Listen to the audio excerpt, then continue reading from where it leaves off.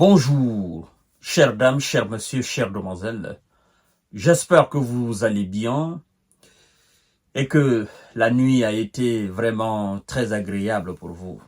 Mais laissez-moi vous dire que la nuit n'a pas été très agréable pour les hommes de M. Zellelan et ses supplétifs occidentaux. De la nuit de lundi à mardi, la nuit de mardi à mercredi, mesdames et messieurs, la nuit n'a pas été très agréable. Parce que la nuit a été intense, la nuit a été longue, la nuit a été du cauchemar pour les Otaniens au niveau de toutes les positions et dans toutes les directions dans le pays de M. Zellelan. Je ne sais pas si les hommes de Vlado sont en train d'effectuer des tests de tir ou quoi que ce soit, mais il y a beaucoup d'objets volants qui étaient dans l'espace aérien de M. Zellelan, notamment des missiles très calibrés, des drones, et ça fait vraiment travailler les gars de Zellelan. Mesdames et messieurs et mesdemoiselles, nous allons voir en substance exactement ce qui s'est passé alors. Mais avant de continuer de poursuivre l'émission, je vous invite à la partager dans tous les groupes possibles, à vous abonner également sur ma chaîne YouTube Kanteji Visionnaire le Vrai, mais aussi à activer la cloche de notification pour ne plus rater mes vidéos. Je vous rappelle que nous sommes aujourd'hui mercredi 21 août 2024, si je ne fais pas erreur dans la date, effectivement, nous sommes mercredi 21 août 2024. On nous apprend que la Russie a attaqué plusieurs positions ukrainiennes dans la nuit, mesdames et messieurs et mesdemoiselles.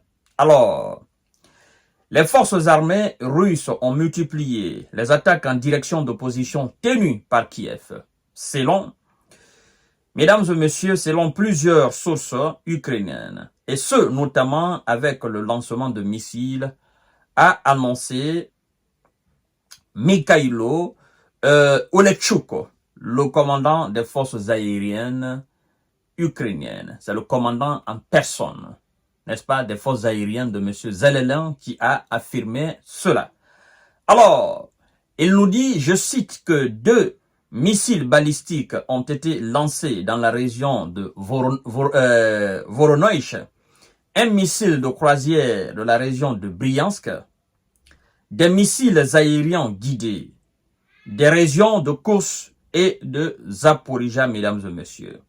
Alors, les gars de Zellelan nous apprennent qu'ils ont neutralisé 28 de ces missiles aériens. Ont été neutralisés, rapporte Kiev. Mais nous savons, chaque fois qu'ils parlent de neutralisation, après ce sont eux qui nous font le bilan.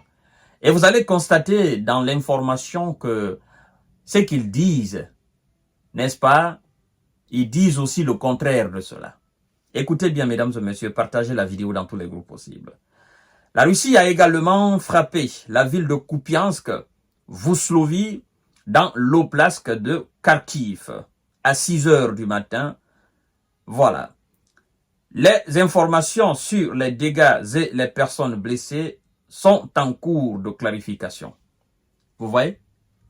Quand vous dites que vous avez anéanti la plupart des missiles, vous ne pouvez plus nous parler d'informations sur les personnes qui sont allées au repos éternel suite à ces attaques, n'est-ce pas, de missiles et de drones. D'abord, faudrait-il apprendre aux uns et aux autres que, à l'instant où je vous parle, les systèmes anti-missiles, patriotes et consorts, manquent effectivement de missiles. Effectivement de missiles. Vous savez pourquoi? Ces missiles coûtent en moyenne 3 à 4 millions de dollars. Un seul missile anti-aérien, anti-missile. Vous savez, les systèmes patriotes, ce sont des missiles qui sortent dedans. Quand alors il y a des objets volants, des missiles qui viennent, n'est-ce pas, de l'adversaire, de l'ennemi, comme ils le disent, en fait le système déclenche automatiquement et ça brise les missiles dans le ciel. Les missiles adverses alors. Et alors on vous dit, chacun de ces missiles du système antimissile Patriot coûte entre 3 à 4 millions de dollars. Vous imaginez maintenant ce que ça fait. Et quand la Russie qui fabrique des missiles envoie par exemple 20 missiles, 30 missiles, 40 missiles, 50 missiles à la fois, qu'est-ce qui se passe? Hein? Monsieur Zelensky est obligé de lancer des missiles pour aller intercepter des missiles russes. Sachant très bien que lui n'en a pas dans le stock. Lui, il ne fabrique pas. Lui, on le donne. Et ce qu'on le donne, on calcule. Vous voyez la grande difficulté de M. Zelensky et de ses supplétifs. C'est pourquoi l'Allemagne avait déclaré que elle va acheter, je crois bien, 5 milliards ou quelque chose comme ça là, de systèmes patriotes et de missiles. Et qu'elle va offrir ces missiles à M. Zelensky. Parce que sans ces missiles, le système patriote est zéro. Vous comprenez? Ça devient juste une machine comme tout autre. Hein? Système patriote est là pour intercepter les missiles adverses et les détruire. Mais sans les missiles qui sortent de la gueule du système, voilà, le système n'est rien.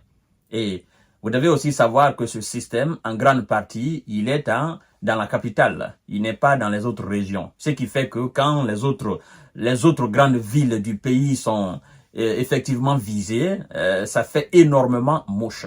Vous voyez? Et c'est pourquoi M. Zelensky demande chaque fois plus de systèmes. Et il ne peut pas l'avoir parce que lui-même, il ne fabrique pas. Et de l'autre côté, on fabrique. Vous voyez, mesdames et messieurs? Alors, la situation est très, très difficile. Voilà. La Russie a également frappé la ville de Kupiansk, Vuzlov, dans l'oblast de Kharkiv, à 6 heures. Voilà. Les informations sur les dégâts et les personnes qui ont été blessées sont en cours de traitement.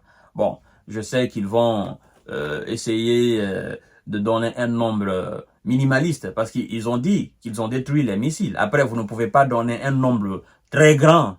Hein? On va se dire, mais pourquoi vous dites une chose et son contraire à la fois? Vous voyez?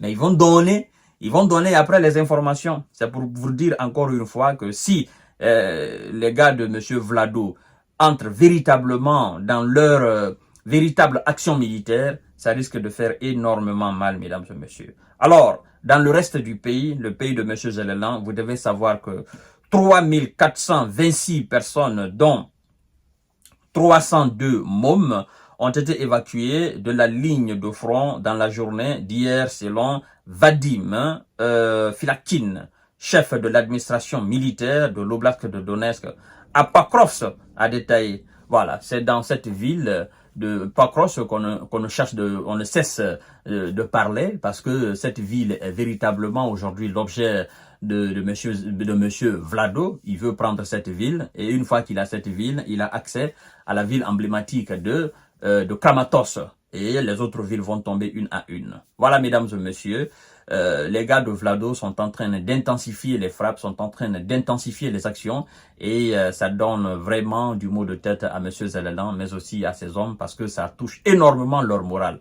Des gens qui sont en grande difficulté, tant bien sûr dans leur propre pays que aussi dans la région de Koursk où ils sont traqués comme du gibier. Voilà, à tout à l'heure pour notre série d'informations et de décortiquage. Partagez la vidéo dans tous les groupes possibles. Comme ils ne comprennent pas la négociation, ils ne comprennent pas la diplomatie, ben, ils n'ont qu'à apporter ce rapport de force sur le terrain et puis on va voir ce qui va se passer.